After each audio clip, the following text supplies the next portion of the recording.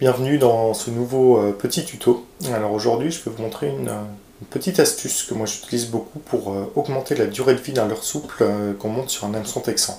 À savoir qu'il y a beaucoup de leurres souples qu'on utilise qui sont assez fragiles, c'est pour ça souvent qu'ils sont bons, hein. C'est parce qu'ils sont très souples, puis ils arrivent à nager à vitesse très lente, et puis qu'ils prennent beaucoup de poissons au final, mais c'est vraiment embêtant parce qu'on les déchire assez rapidement, souvent c'est des leurres qui coûtent assez cher en plus, donc ça représente vite un budget.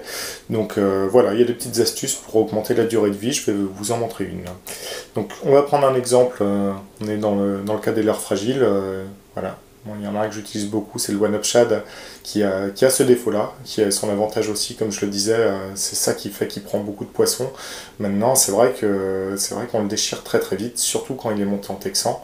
Donc je vais vous montrer d'abord le montage que tout le monde fait, classique, donc en texan. On fera peut-être un autre tuto là-dessus où je vous montrerai ça dans le détail, mais voilà. Le montage texan, on le pique par le nez, on le fait basculer, on le pique dans le ventre, on le transperce, et voilà. Donc là, il est monté en texan de façon classique, et le problème, souvent, en fait, il intervient juste en dessous, ici, c'est la partie qui est sous l'œillet, là, au niveau où il y a l'angle de l'hameçon qui se déchire, parce que cette partie-là bouge. En général, c'est quand on sort le poisson de l'eau, quand il est dans notre main, sur le bord, dans le bateau, dans l'épuisette, c'est là vraiment qu'il va secouer la tête dans tous les sens, et puis que ça va faire pression sur leurre qui va se déchirer là. Donc il y a une petite astuce, je vais enlever l'hameçon et je vais vous montrer ça, qui existe, ça demande un petit accessoire qui s'appelle le Versatile Keeper. Donc c'est Decoy qui fait ça.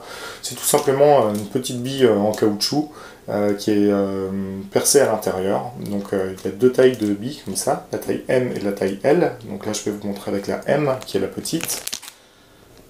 Donc voilà, les billes, c'est tout petit comme ça. Je vais tout simplement l'enfiler sur mon hameçon texan. Donc j'ai mon hameçon, la bille qui est là. Donc il y a une partie qui est plus plate et l'autre qui est un petit peu plus conique. Je vais passer la partie plate en premier. Donc je l'enfonce tout simplement dans mon hameçon. Puis je vais forcer un petit peu dessus. Je vais la faire coulisser le long de la hampe de mon hameçon. Il faut forcer un petit peu. Et c'est bien. C'est pour ça. Il faut pas que ça coulisse trop facilement. Et voilà, je vais la remonter jusqu'au décroché. Voilà, j'espère qu'on le voit bien ici. Peut-être me décaler, que ce soit sur un fond blanc. Voilà. Donc là, ma bille est placée comme ça. Et puis en fait, c'est ça qui va tenir mon leurre souple et qui va l'empêcher de se déchirer. Par contre, maintenant, ça va nous embêter pour une raison, c'est que je ne peux plus enfiler complètement mon hameçon dans le leurre souple à cause de la bille qui va bloquer. Donc ce que je vais faire, c'est que je vais le faire à l'envers. C'est que l'œillet, je vais le rentrer par-dessous. Comme ça. Et puis, je vais forcer pour le ressortir dessus. Voilà. Comme ça, c'est aussi facile, hein, surtout dans un leurre qui est très souple comme ça, et c'est sur ce type de matière que ça nous intéresse. Ça ne pose aucun souci de l'enfiler à l'envers. Après, bon, je refais exactement la même chose, c'est-à-dire que je repasse la pointe à travers le leurre, et voilà. Là, on a un leurre souple qui est monté de la même façon, qui est aussi bon, mais voilà, il est juste bloqué ici, et ça va l'empêcher de se déchirer.